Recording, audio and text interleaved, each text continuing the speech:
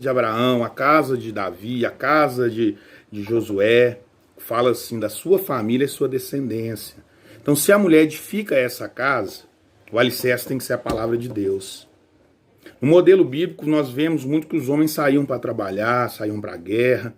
E como que essa mulher edificaria sua casa, com os filhos em casa, ela trabalhando ali com os filhos em casa, provendo a palavra de Deus. Essa palavra santa de Deus é a melhor edificação, é o nosso alicerce.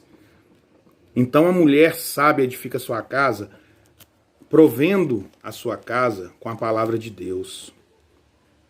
O varão valoroso ama sua esposa como Jesus Cristo amou a igreja, provendo alimento para suas casas, sendo um homem trabalhador, para que os filhos vejam nele a representatividade de um Jeová Jiré, um Deus provedor. Se o pai está provendo, ele acaba crendo que existe um Deus Pai que também é provedor. São representatividades, figuras, guardadas as devidas proporções, que nós não queremos nos comparar a Deus. Mas essa representatividade de pai no mundo espiritual é refletida também no mundo físico dessa forma. A criança que cresce vendo um pai provedor, ela acredita num Deus provedor. A criança que cresce vendo um pai que ama sua esposa, acredita num Deus que é amor, que ama os filhos. A palavra de Deus fala para os pais não provocar a ira aos filhos. Ou seja, para que o pai não faça os filhos pecar. Porque Deus não nos provoca a ira e não nos faz pecar. Pelo contrário, Ele pede para que sejamos mansos. A palavra de Deus fala para os filhos honrar o pai e a mãe, para que se prolonguem os dias dele na terra e para que viva bem, tenha uma vida em abundância na terra. Primeiro mandamento com promessa. Porque Deus é Deus de ordem, decência, respeito, reverência, amor, cuidado, carinho, justiça. Valores que a criança tem que aprender em casa. O marido tem que passar para a esposa junto com o marido passar para os filhos e assim os filhos passar para os netos. Valores que a sociedade não pode corromper. Ainda que a mídia tente corromper, ainda que o mundo esteja rodeado de teorias que sejam antibíblicas, nós, como conhecedores da verdade, devemos permanecer nessa palavra. E eu volto nesse versículo que fala que os maridos têm que amar a esposa, é para que nós possamos entender que quanto melhor for o nosso lar, melhor será o nosso testemunho de vida. Às vezes a pessoa não tem um cargo na igreja, ela não é obreiro, mas ela tem um ótimo testemunho, cuidando bem da sua casa, da sua esposa e dos seus filhos. Você vai ver alguns casos em que filhos não concordam, se rebelam, dependendo da idade, dependendo do ponto de vista, coisas que aprendem na escola, na faculdade, que começam a questionar os pais. O pai tem que pôr a cabeça no travesseiro, ter a certeza que está ensinando a verdade. E pedir o Espírito Santo que toque no coração. A linguagem dos adolescentes hoje é uma linguagem muito difícil de se compreender. Mesmo porque são bombardeados a todo momento em rede social, televisão, escola, faculdade, com ideias antibíblicas, ideias subliminares, que tentam corroer valores, fundamentos que são essenciais para a formação de um caráter. Então o pai tem que ser um pai provedor, um pai justo, um pai sincero, um pai amoroso, mas um pai que ensina a verdade. Assim também a mãe, edificando o seu lar, cuidando dos afazeres da casa.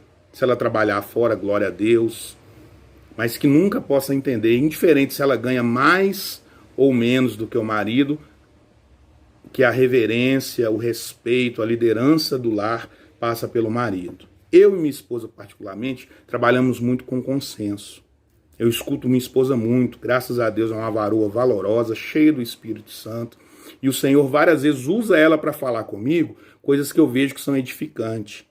Chegamos no consenso e às vezes eu escuto o que ela está falando. Às vezes ela me escuta no que eu estou falando.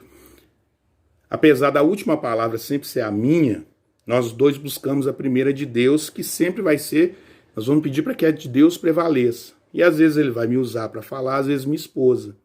Então eu não sinto nenhum tipo de constrangimento em escutar a minha esposa quando ela vem com uma ideia diferente da minha.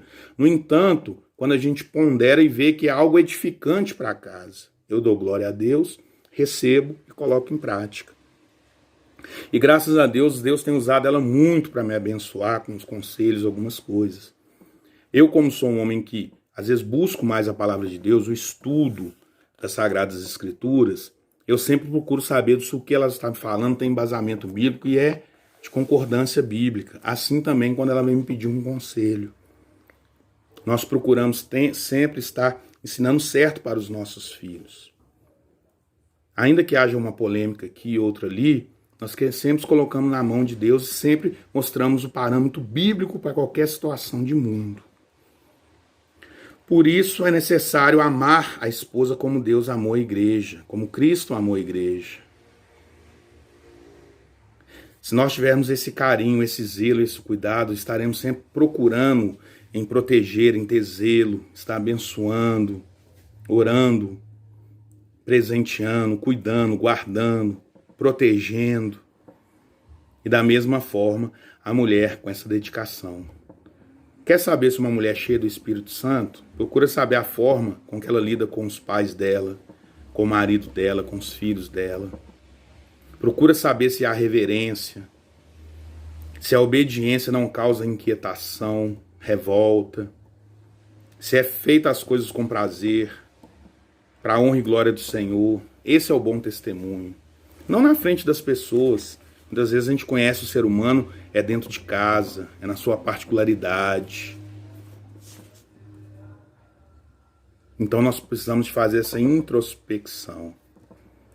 Em Provérbios 31, se não me engano, versículo...